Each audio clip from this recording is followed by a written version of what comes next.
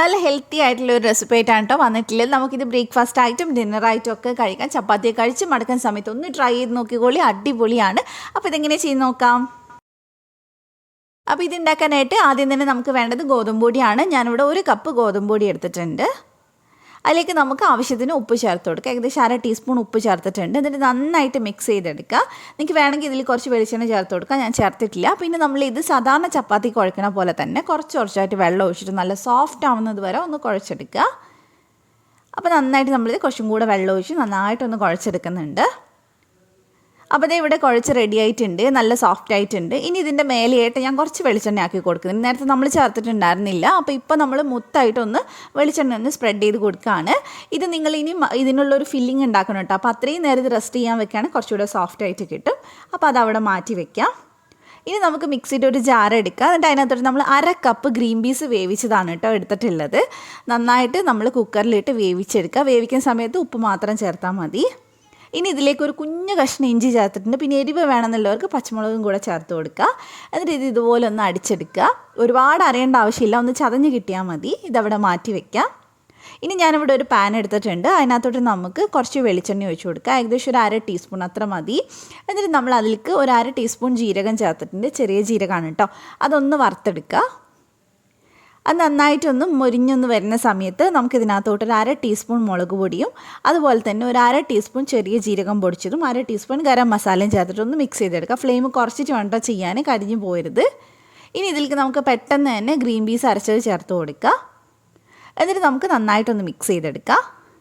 ഇതിൽ നമ്മൾ എക്സ്ട്രാ ഒന്നും ചേർക്കുന്നില്ല. നിങ്ങൾക്ക് വേണമെങ്കിൽ കൂടുതൽ വെജീസ് ചേർക്കാൻ താല്പര്യം ഉണ്ടെങ്കിൽ ചേർത്ത് കൊടുക്കുക. ഞാൻ കുറച്ചും കൂടി ഉപ്പ് ചേർത്തിട്ടുണ്ട്. എന്നിട്ട് ഒന്ന് നന്നായിട്ട് മിക്സ് ചെയ്തെടുത്തിട്ട് ഫ്ലെയിം അങ്ങോട്ട് ഓഫ് ചെയ്യാം. അപ്പോൾ ഫുള്ളായിട്ട് നമ്മളിത് ആ മസാല ഇതിലേക്കൊന്ന് മിക്സ് ചെയ്തെടുത്തിട്ടുണ്ട്. അപ്പോൾ ഇതിലേക്ക് ഞാൻ കുറച്ച് മല്ലിയിലയും കൂടെ കട്ട് ചെയ്ത് ചേർത്തിട്ടുണ്ട്. അപ്പോൾ എല്ലാം കൂടെ മിക്സ് ചെയ്ത് നമുക്ക് അങ്ങോട്ട് മാറ്റി വെക്കാം. അപ്പോൾ നമ്മുടെ ഫില്ലിംഗ് ഇവിടെ റെഡി ആയിട്ടുണ്ട്. ഇനി നമ്മൾ ഉണ്ടാക്കി വെച്ചിട്ടുള്ള മാവിനെ ഞാൻ 3 പീസാക്കാം കേട്ടോ. അപ്പോൾ നമ്മൾ 3 എണ്ണമാണ് ഇത് വെച്ച് ചെയ്യുന്നത്. അപ്പോൾ ഒരെണ്ണം അത്യാവശ്യം നല്ല ക്വാണ്ടിറ്റി ഉണ്ടാവും. അപ്പോൾ ഒരു 1.5 ഒക്കെ കഴിച്ചാൽ അതിന് അത്യാവശ്യം നല്ല വിശപ്പ് മാറും കേട്ടോ.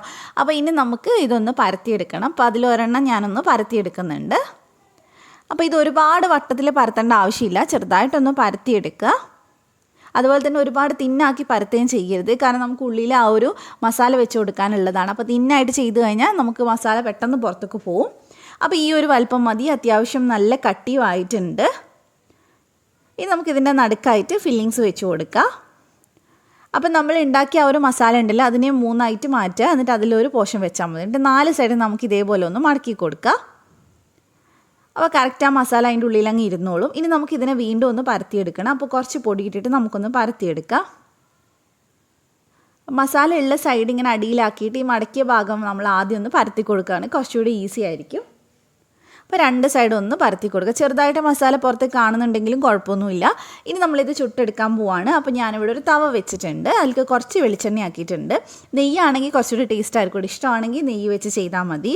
ഇപ്പോൾ ഒന്നും ഇല്ലെങ്കിലും കുഴപ്പമൊന്നുമില്ല. അപ്പോൾ തിരിച്ചു മറിച്ചു വിട്ടിട്ട് നമുക്കിതിനെ ഒന്ന് വേവിച്ചെടുക്കാം.